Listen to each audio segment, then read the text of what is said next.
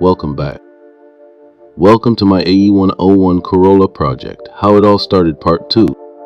2015 came with morale defeating challenges. I'd been working to revive the Prism with a Dunner. More trouble surfaced came May 2016. The house I raised my family in had been sold by the owner, so we decided to leave Utah for various reasons. Mid-summer's end of 2016, this place became home. Early 2017, I'd bought a 94 Corolla from a co-worker. Shortly after I relocated again, the realtors that sold the house hadn't been 100% honest. I found out this house was once used for prostitution, drug trafficking, and a murder scene. Taking advantage of me moving from out of state, the realtors overcharged and left out these details. I found out while doing my 2016 taxes. The corrupt realtors changed the locks to the house while I was away after being confronted about fraudulent activities regarding this house. My cars and possessions were still in the house. I had to stay at a relative's for a few days. I also previously ordered parts and other things that were due for delivery. When I came by the house to pick up the packages so porch pirates won't get them, the locksmith was at the house. He approached and began to fill me in detail about what's going on. Turns out the locksmith hadn't been paid and wasn't his first time doing this at this house for this realtor. The locksmith gave me the new keys and left to handle legal issues regarding the matter. The locksmith also neglected to tell me about the special lock in the garage stopping me from opening it. The realty company and the locksmith refused to make contact to resolve the matter. So I had the bank handle it. I was given back most of the money used to move and used that money to get the hell out of that house. With the garage still blocked, I wasn't able to move my cars, so I dismantled them both to a non-usable state. Took the parts and filled the Corolla to the brim, leaving my two Prisms behind. In more ways than one, being heavily set back by previous events and suffering another defeating blow. Starting over with the Corolla seemed too hard of a task. One was the reduced usable working space. Two was not being able to power up my compressor. Three, fixing all the damaged areas on the Corolla the previous owner told me about. But the list of things to do was much bigger, as I soon found out. Nearly all of the original front end parts were damaged or badly bent. The most damage was on the right. Head end taillights were broken and dry rot. Had a broken brake sensor, worn ball joints, bent rear control arms, broken hub, cracked windshield, and worn Civet axles and warped rotors that made an indescribable sound when the car was moving. Most of the exterior was readily fixed thanks to already having parts. Once settled in, I began working more difficult damaged areas on the Corolla, only to find things were worse off than the seller told me. However, I doubt she even knew the extent. Someone tried breaking into the Corolla and steal the seats and other loose parts, and they failed. The garage was filled with things we weren't using due to lack of space, so I cleared the little ass garage and moved the Corolla in. The Corolla sat for nearly 3 years before I would get started and dig back in. During that time, I've been chipping away at whatever I could without my compressor. The garage didn't have a power supply for heavy-duty utilities, so I had to get one installed. I know this looks bad. Everything in this sad mess of parts came from my 2 lost cars and was put to use in this Corolla app. This brings everything full circle, and the end of how it all started, and the beginning of the new project chapter. And that also brings me back to this. The rear disc brake conversion, this is one of the many reasons my project has dragged out longer than I'd like. It would be years of obsessive, chaotic hunting before I would finally be done with the most mentally and emotionally challenging phase of my project. This all begins 2013 when I replaced the brakes on the Prism. The day these arrived is the day I learned I could do more than preventive maintenance on my brakes. More particularly, I learned I could upgrade by swapping the rear drums for discs. Little did I know how much of a struggle it would be. After 2 years of searching, I looked for alternatives and found a Celica GT. Yes, that same Celica with the mangled parts.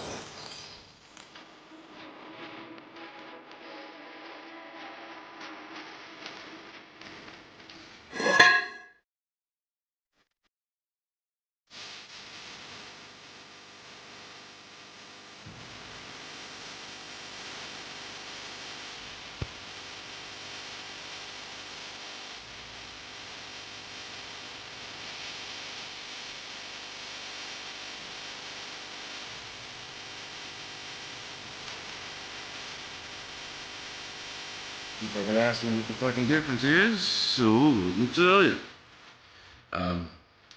This is a drum roller brake for most cars, and this is a rear disc brake.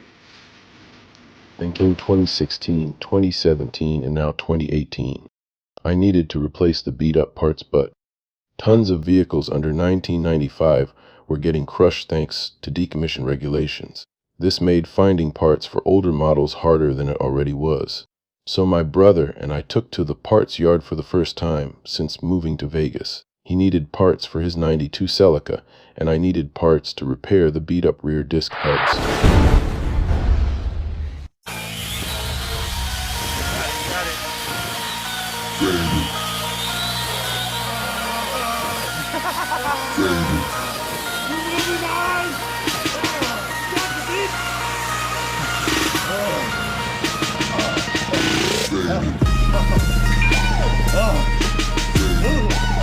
Hell yeah, got it.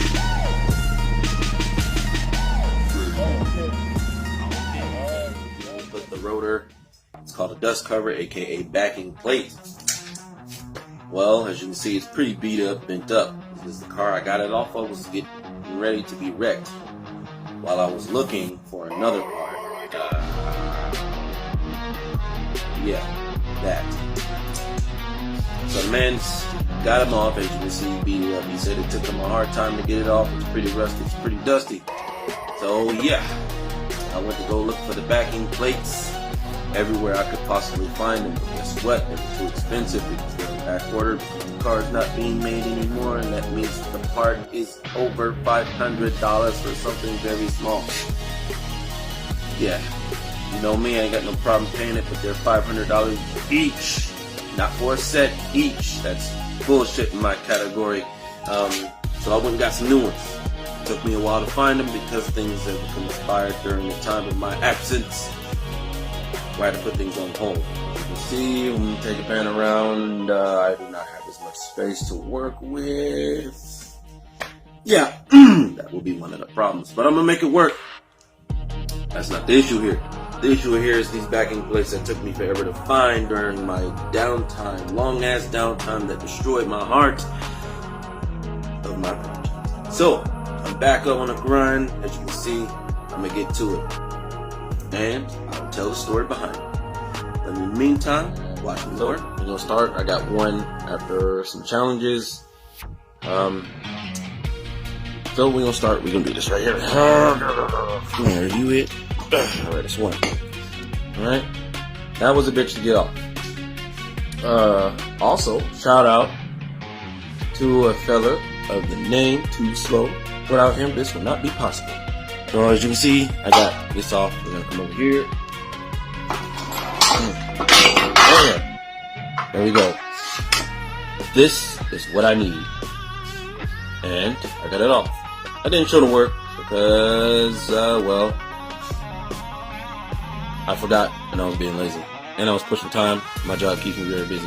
Like I said, I'm gonna keep this here short, sweet, simple, and beautiful. And clean. Pretty sure y'all won't see my ugly mug. At least not right now. So this right here is what I'm gonna do now.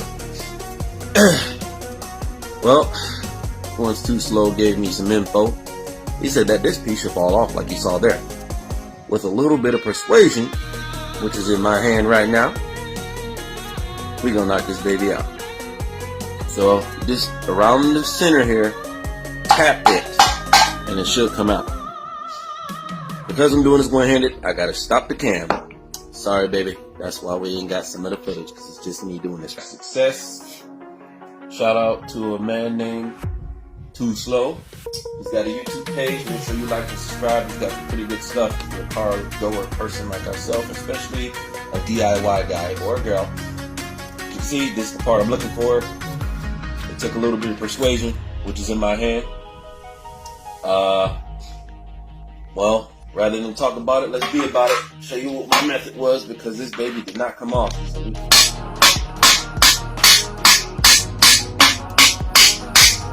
I didn't want to beat it up, so well, I did want to beat it up. I was pissed off. Bam, baby. Love.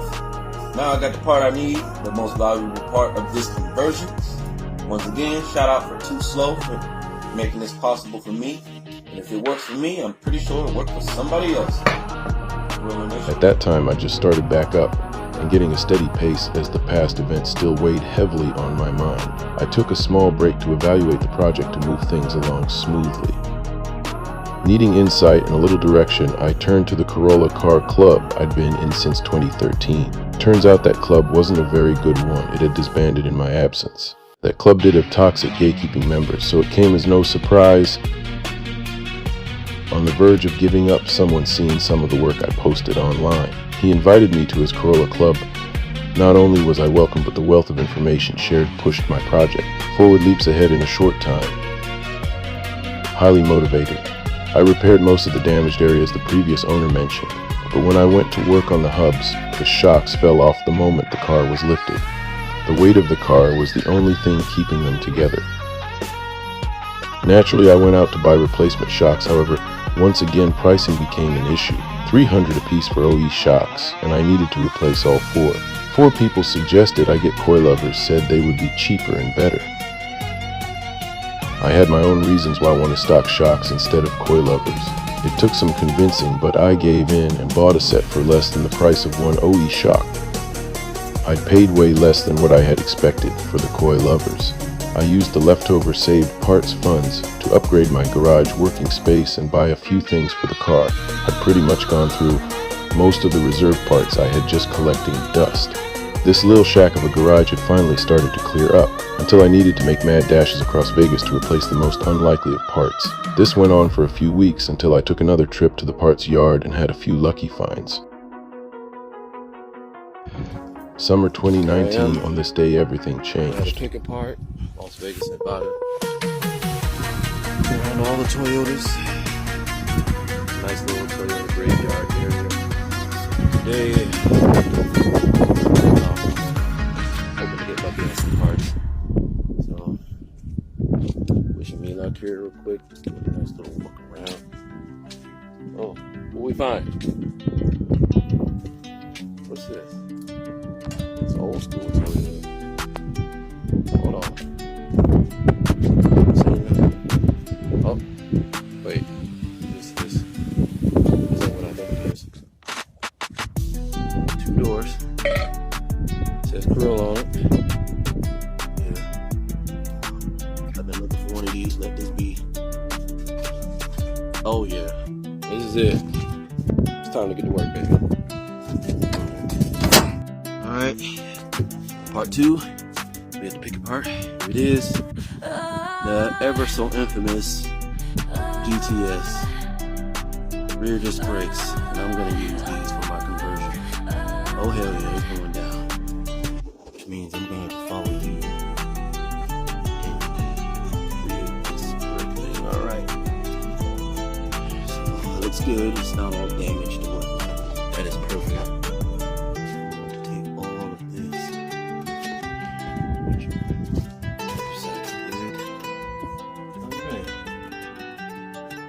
It's a direct fit. We gonna find out when I get home. Because I didn't originally come prepared to pull anything serious, it took a few frantic trips and 2 full days to get the rear hubs off. The bolts were so seized and oxidized some of them broke.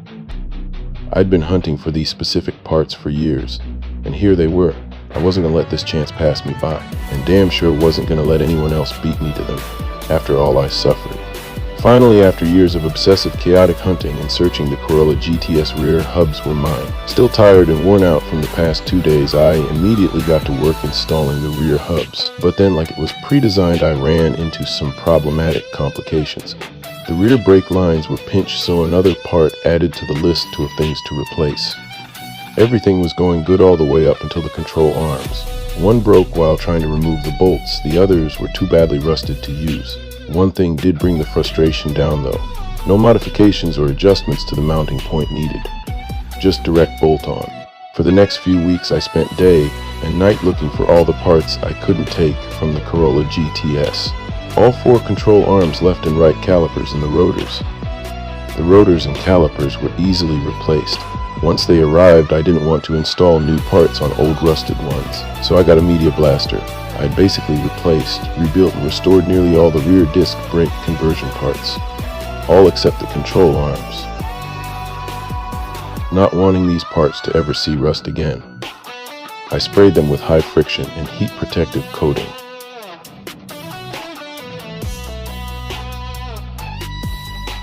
Satisfied with the finished product, I reassembled the rear hubs and installed them, leaving only the brake lines and control arms to work out. Up until this point, only the brake lines and control arms remained on the to-do list for the brake conversion. On paper, doing the conversion is easy, however, that wasn't the case. Most of the parts were easily replaceable. Some weren't even available at all. The parts needed the most were the hardest to get, as it would later turn out. The rear lower control arms had been discontinued, and I just purchased the very last one on the market. This left me with one of 4 arms, and I still needed 3 more. With the control arms being discontinued, finishing the conversion came to a near stop as I began looking everywhere across the country for these control arms. I even looked into alternative parts. Coming to an unwanted pause, I looked into alternative measures for parts. Willing to try anything, I ordered this lowering kit to sub for the needed control arms. Some custom fabrication was definitely involved. Having to put the rear disc brake conversion on hold, I took that time to re-evaluate my project plan, revisit past ideas, and installed parts to clear more space. I found an online wrecking yard that did have a few 88 to 92 Corollas and Camrys. They were all about to be crushed. When I asked about the control arms, the seller gave me all the arms for next to nothing. Now that I had control arms, another problem came. The bolts points didn't match. One of the ideas was to have control arms fabricated. I only needed to take one more trip to the parts yard and grab 8100 and 1 control arms. My original arms were finished, so I couldn't use them for materials. Once I had the new used arms, I took them to be modified. I would have done this myself, however, at that time, I didn't have the necessary tools for the job. I had to wait a month to get the arms back, so I did a few other things.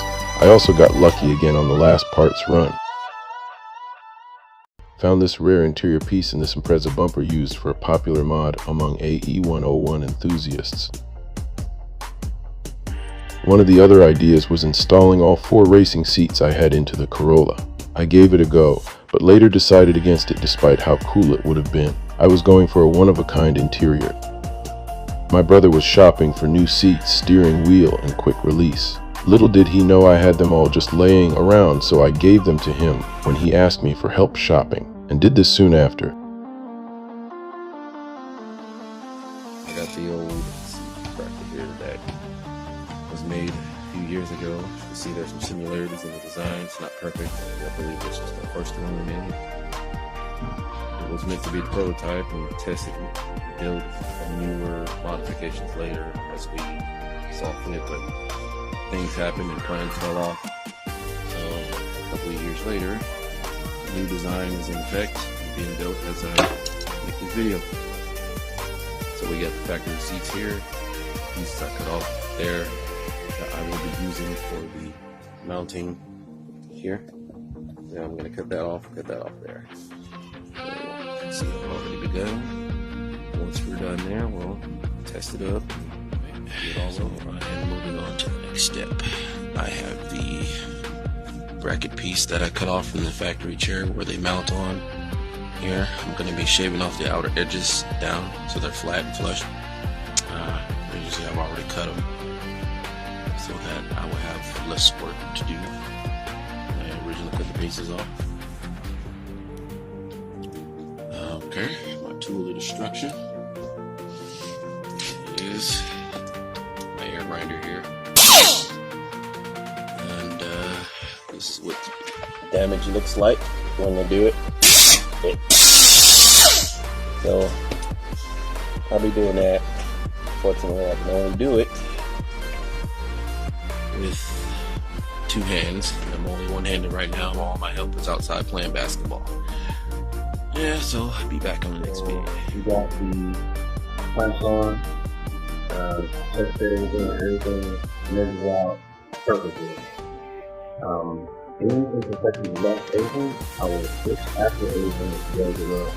I'll show you down that part of it. done with making the factory stud points for mounting flush and flat. Interesting developments. I come across, I don't know what Toyota calls this kind of setup, and I'm very unsure how they made this setup work. For many years across several Toyota car makes and model designs, but this point here is one of the lower points, which barely reaches up. It's even like that on the factory seats, what actually comes down to. This part is also lower. This is why you see this here, to create the actual connection so that it stays. And this point is also lower. So all three of, see here, this one's low, that one's low, that one's the lowest, this is the highest point. So that goes like that. How Toyota made that work? They made the seats fit perfectly. Right, back at it again in the garage.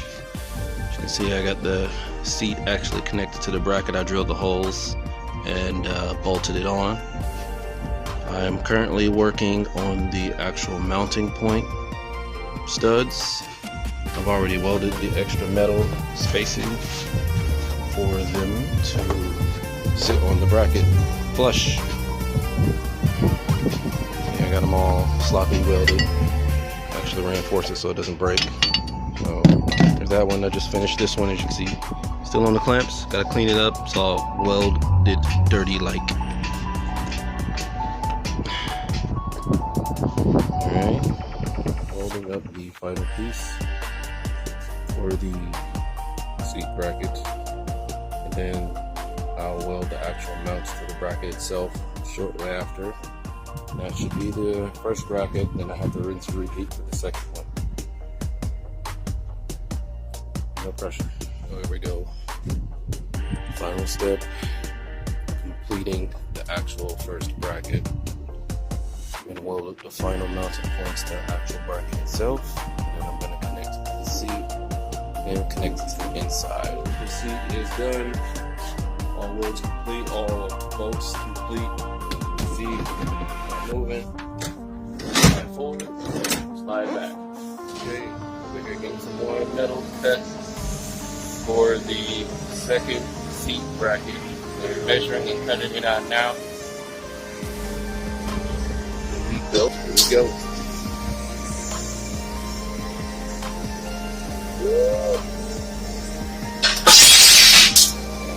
One. Go. Put two on the way.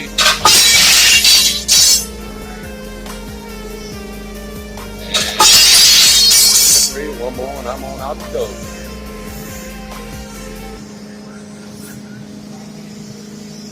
First thing in the morning, man. Gotta get the metal ready.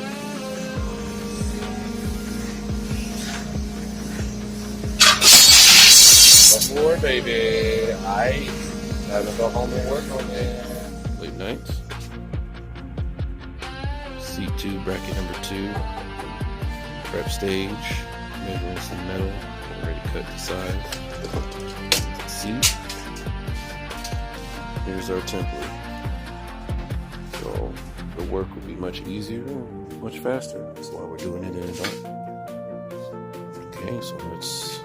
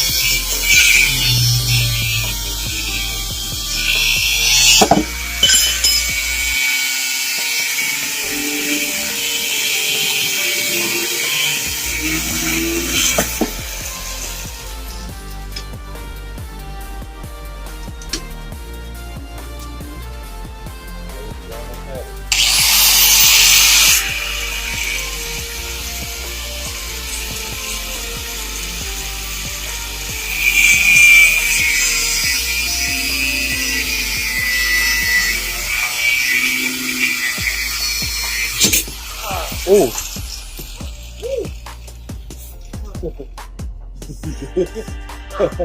And blade is done. We did the first bracket. better idea how things are supposed to be done. We're actually on one of the other steps, which is like a few days to do this thing. So, we're getting ready to do a test run real quick in case we get into a test fit stuff with the light. Alright.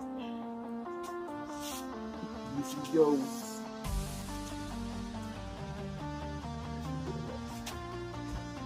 Doing a quick tech weld.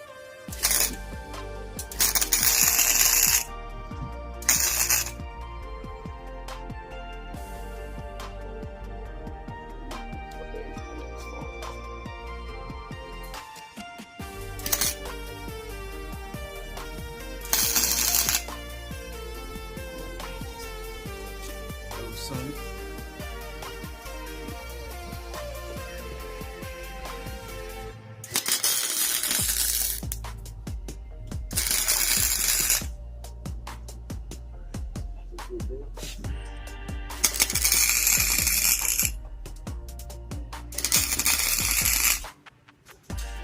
We now have the seat on the actual bracket itself. Adjusting the seat for a custom default position. This will determine how far the seat will go back and forward for people who are short and tall. This is the best part. So how it works is the mount there, this is my guideline, which you're seeing now, and this here is my line of do not pass or such.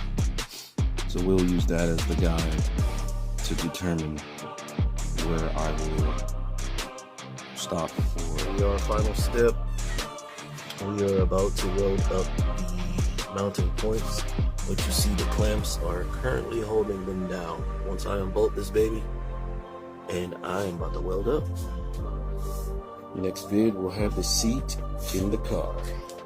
Hold up, the bracket is actually bolted into the car. Next, to put this here seat into the car. It's happening right now. The seat is now planted on top of the bracket. Now then, bolt it down. And then we're gonna reinstall the bracket over there, both seats being in the car. And then that's when we're doing pictures of getting started. Alright, here we go. Okay.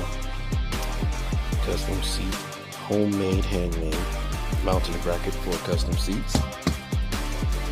I'll be mounting that one just in a sec, but first, as you can see, it's not going anywhere. I'm pulling this, it's not moving. Slide forward, slide back. Courtesy of your boy and founder of the diner. Skills, baby. Alright. Driver side seat is installed, and passenger side is also installed as well. The brackets are installed on both sides. Seat's not going anywhere. Front, back. Grabbing the seat here, make sure it's not moving, it's not going anywhere. This here's not going. You can move forward and move back. Both seats are secured and bolted down very tightly. I've been tested several times. And well, that's it. It is now time.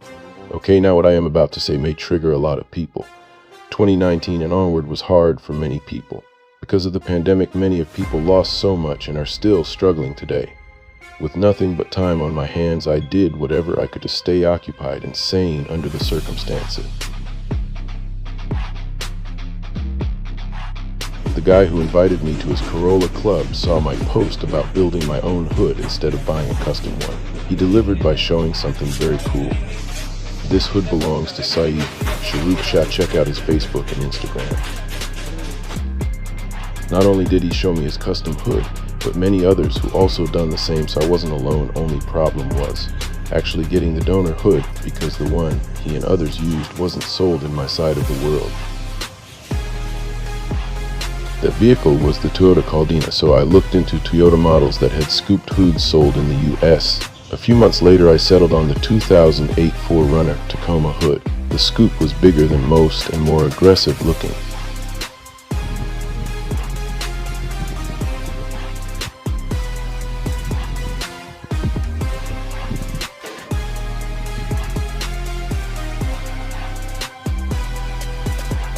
After a few mock tests, I cut a little bit more, and then began working on the Impreza bumper mod.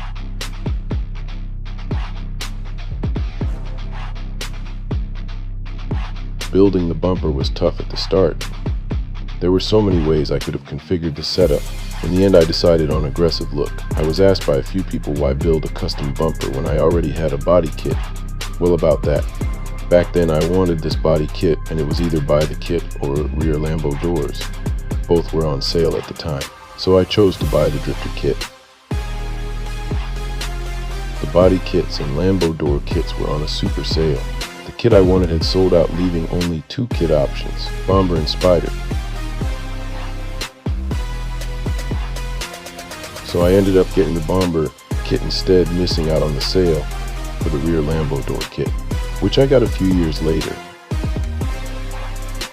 Anyway, since I basically started over, I figured why not change my original build plan a little or a lot, and went for it. Once the necessary parts were removed and cut as needed, I began test fitting. During this time I was juggling multiple tasks, and still had been waiting for the first 2 control arms to be fabricated and powder coated. One of those tasks was to take the hood in for plasma cutting and to be modified. A few days later the hood was done. It only needed to get a scoop bezel. It was pretty hard to get and pretty pricey too. Also went and got some much needed new wheels for the Corolla. After fitting them, the new wheels sat for the next few months while I worked on the car's summer was ending. The hood bezel and control arms finally arrived, and then Get this off my chest real quick. Okay. For weeks, I've been going hard on my rear disc brake conversion. Everything's all hooked up for the most part and ready to go. But there are some issues. Y'all are probably wondering what's this all about? Well, I painted the rotor to protect all the spots that aren't being touched by the brake pad to prevent from wear and tear by weather and other means. But that's beside the point. What this is about is I hit a wall as far as the conversion goes. I'll show you why. So during the conversion earlier and after, the master brake cylinder here under this tank went bad. I replaced it, and then the replacement was bad.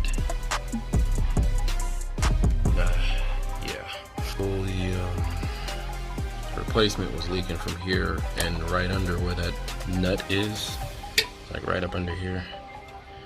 It was leaking from there, and there was nothing I could do to stop it. So the brake line on this side running from the proportioning valve on the wall down there. I don't know if you guys can see it. It's right over there. Hopefully I'm doing a good job pointing at it. When I got this car, this side was damaged, the axle hubs, everything was bent and cracked and broken. However, they were still driving on it and they couldn't figure it out, but I did. Little did I know that the brake line on this side got pinched. So yeah, I have to replace that now. And that's where I'm at as far as the rear disc brake conversion. I'm going to put it on hold for maybe a week or two until I can get the parts and hopefully find another brake line that's despite the setback. I'm just going to go ahead and move forward with the other things I was going to work on last after the conversion. I've finalized some things on the hood. I'm getting ready to move with the next step on that. I've got the bezel for this, and I'm going to get some nice perforated metal. I'll create a grill for that. And then step back. I decided to expedite the bumper. I waited long enough. I know a lot of you have been waiting for me to show it off, and here it is. I'm gonna go ahead and plastic weld that today. That's what the little black tabs are. This is for the plastic welder. I got it from Harbor Freight. And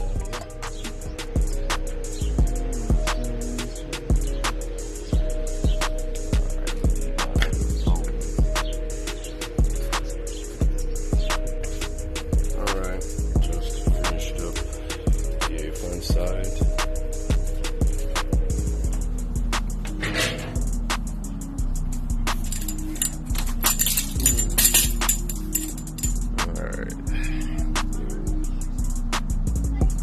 Front side is all welded up. Just gotta do the back side and finish the sides, and it'll be done. Cool beans, yo.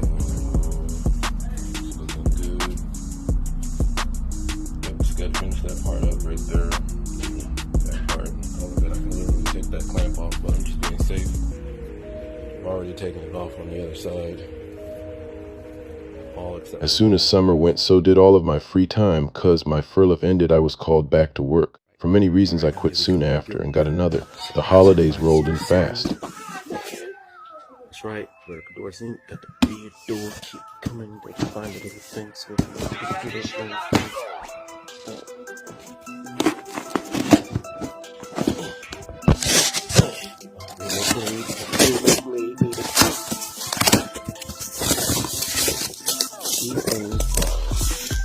tiny. Okay. Just gonna take the video. Hardware kit.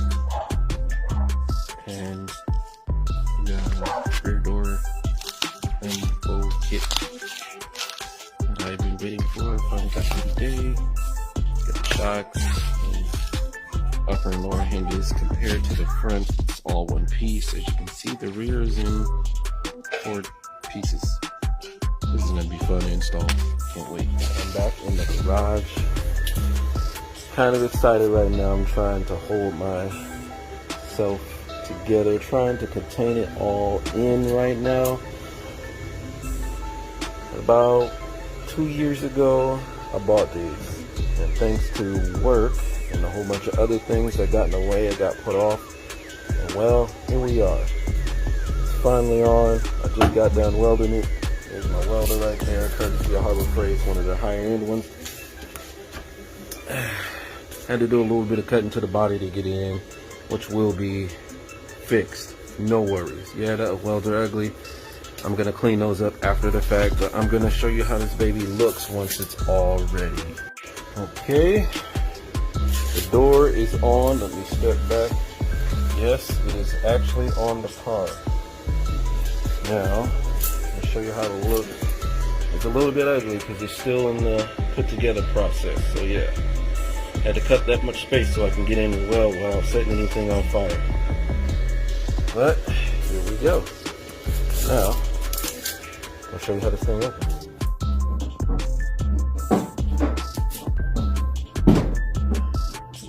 As I stated before, the car is under construction, hence the mess.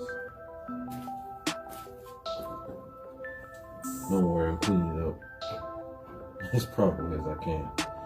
So I gotta hold it with 2 hands because I still got some installing to do.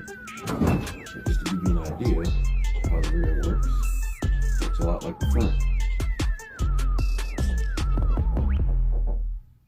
And bam, just like that.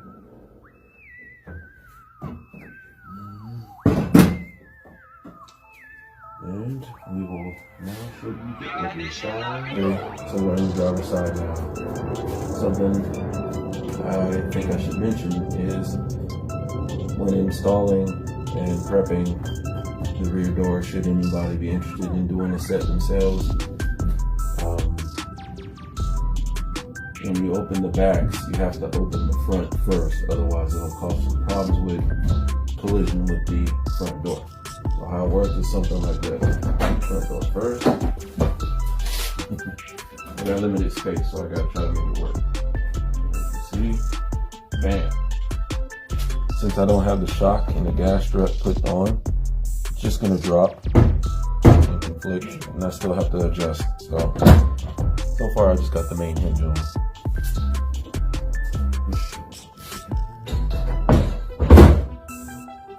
At least that. Okay, that is it for the main hinge. They are currently installed, welded on. All that's left is to do the lower part, which is the mount for the shock. Y'all, everyone who is tuning in. Alright. Back in the garage, and I just finished some more work on the car. Picking up where I left off before the holidays, Thanksgiving, Christmas, New Year's. You notice in the back, that door is standing up. So let's go ahead and show it. Okay, like I said, where I left off from last time. Front door hinge, passenger side, they are installed on both sides, as we already know. See, take a look at my workplace. Ready for the back. Like I said, where I left off last time, I had to do a bit of cutting to make sure certain things got in correctly. I've already welded down the main piece and the shock isn't attached. That was the last step. Now, as I step back, my hand, my incomplete door handle, stepping back again, out.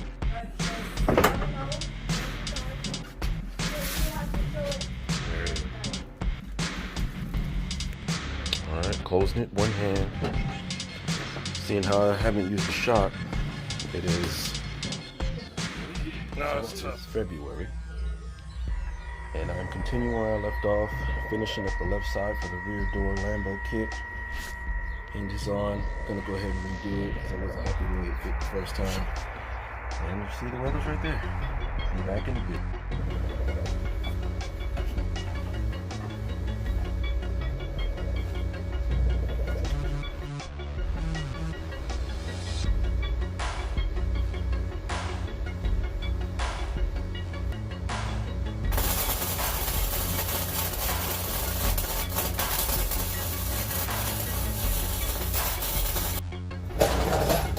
Time to suit up. Put this on.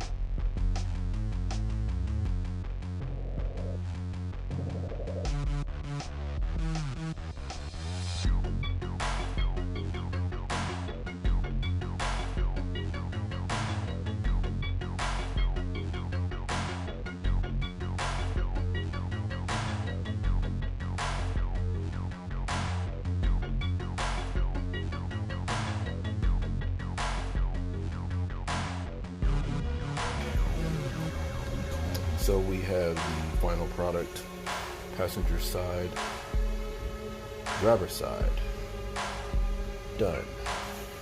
Again, unfinished door handle, up we go, bam, it's done, baby. Closing it. Still a little stiff because it's brand new. It's cracked the shock for the first time in 2 years.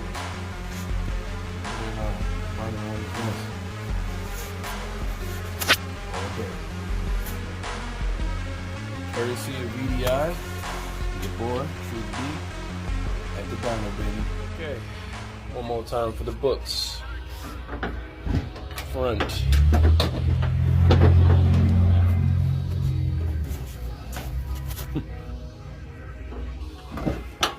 back.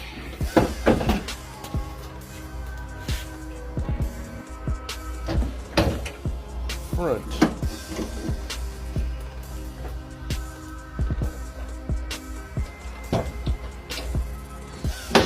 Back.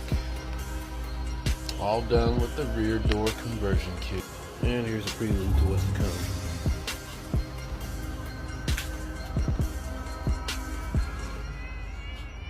That's what it's gonna look like. Minus the mess.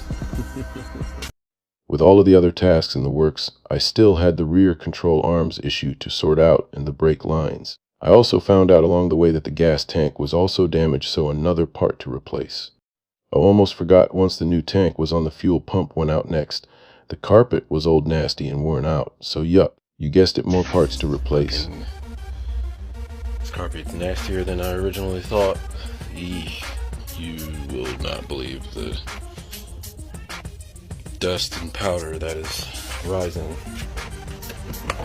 from this carpet as I move it.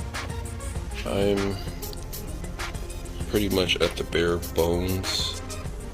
I think I'm gonna look into some high quality dyeing mat. I'm gonna rhino line all this here. I'm gonna use my sound deadening foam in the areas as needed, and that should be about it for the interior. I sent to the upholsterer back tomorrow, and well, things are gonna get real interesting from that point on. Oh, and I also sent my interior off to be reupholstered. Mismatched interior ain't good at all. So I went and ordered this. Took me a while to get it due to COVID. But I finally got it. And I say to make sure it's authentic by checking the part number on the side here. This is information direct from the distributors of AEM. This is the 340 pump. So I already started to play with it and try to take a gander. I thought this would be a direct install, like just a swap in and out. And it's looking like we're gonna have to do some wiring. And I'm currently missing my soldering iron. And since I replaced my gas tank, okay, I dropped the tank, preparing to take out the fuel pump assembly for another annoying time. This is probably my least favorite part of working on the car. Right, we got it out. I failed to look at this the last time I took it out, but this thing looks pretty gross, so I might actually pump the gas out and replace this. This thing looks bad. I don't know how much it's gonna cost, but maybe I can save this too. So if I can save it, I will. I'm gonna try that first before I even think about replacing it, because I believe this piece is probably gonna cost me an arm and a leg. So we have the assembly. It's damaged. This line is bent, oxidized, and some kind of odd fuel-based corrosion here inside. So I'm gonna order a new one. Weird crusty stuff. It's in the tank. It's changing my gas a weird piss color. When I say piss color, it's kind of yellow. So I'm going to replace this, get a new one. This thing is over 30 years old. I'll have to order it next week, which means I have to put this on hold. Yay. Okay, we're gonna do something a little bit different today. We're in my backyard, my other part of my working area. So I got a piece of shit table over here that's going to waste by a sun rot. Not important. As you already guessed, here is my brand new fuel pump. It just came in. I've already unboxed it. Here's the box right here. See where it came from. And here's the old one. I've already started stripping it for parts that I will be using for this one. It came with these. I'm not sure what kind of clamps those are, but I hate those. Annoying. If you ever have to deal with those, handle with care, because you will possibly cut yourself. Luckily, I have not. Alright, I just got done installing the new fuel pump, my AEM fuel pump, after weeks of waiting and some hardship and struggle. It is finally in. It is now time to turn the key, mind the mess. I'm still doing a bunch of things while trying to live life. Here we go. The real deal. Turning.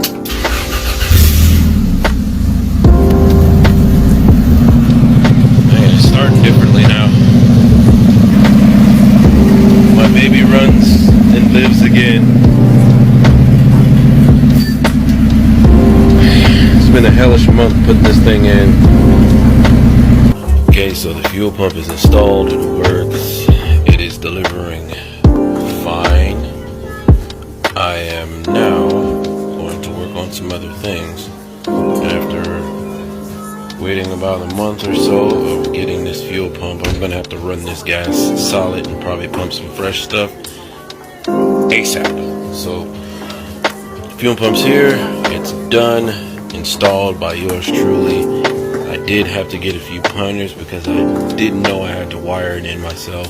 One more turn before I shut the garage down, guys. Here we go.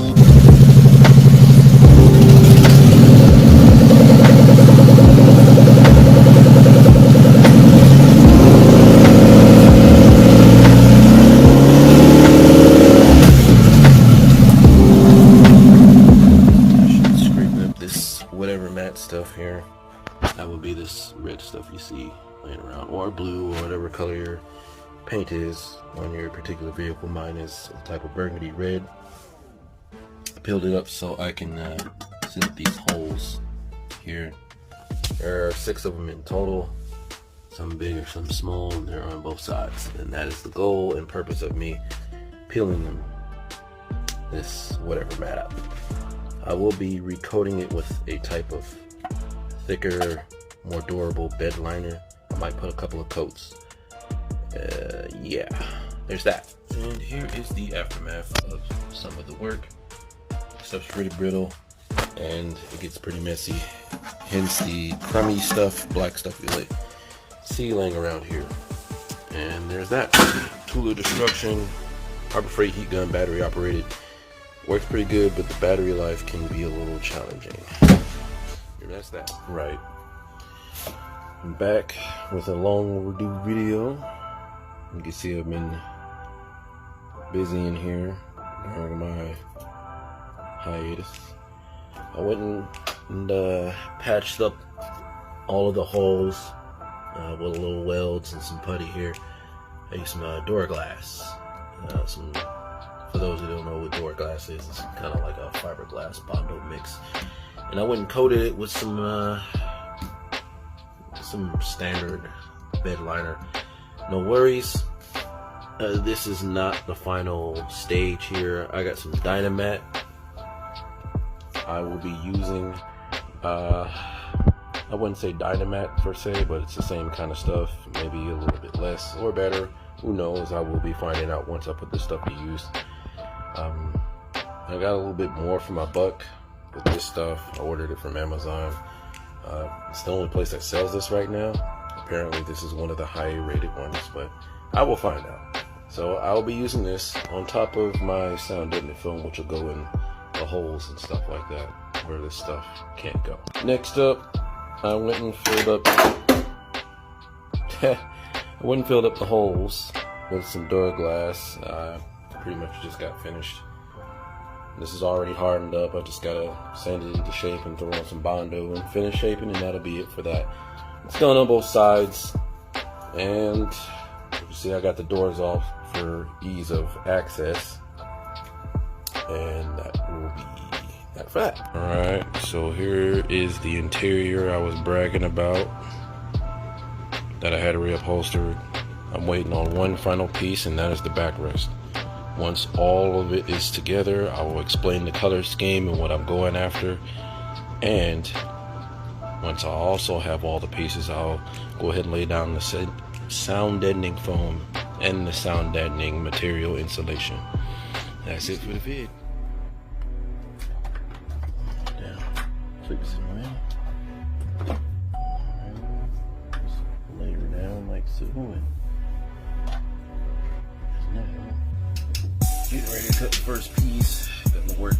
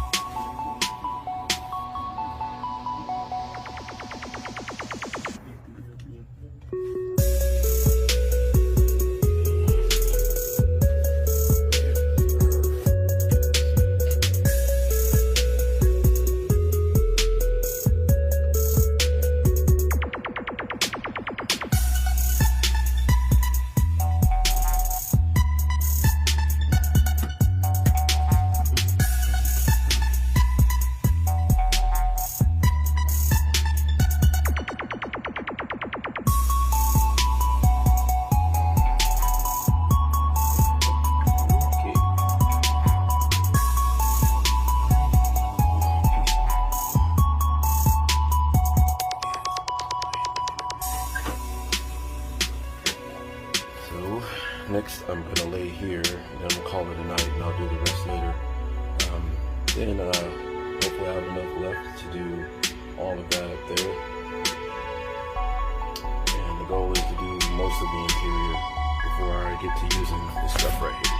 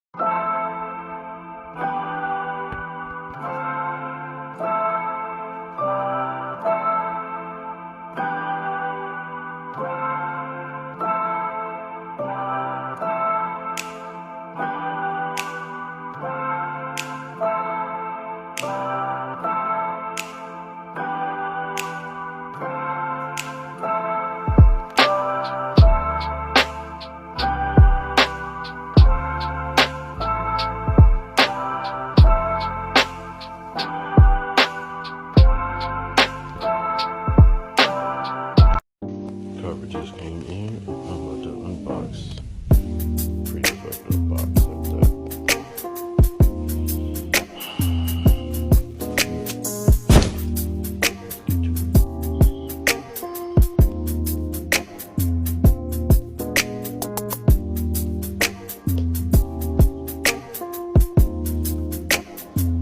Just got done trimming off the passenger side.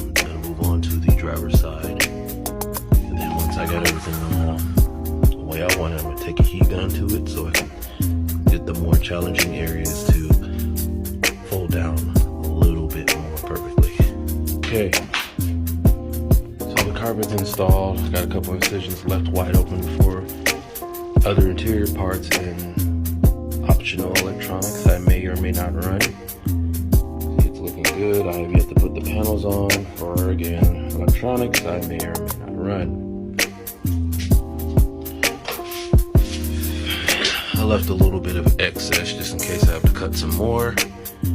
I still have to cut a couple of holes for other parts such as the lift gate and gas handle gate here, which I have no idea where the top piece is. Wait, should go about right here.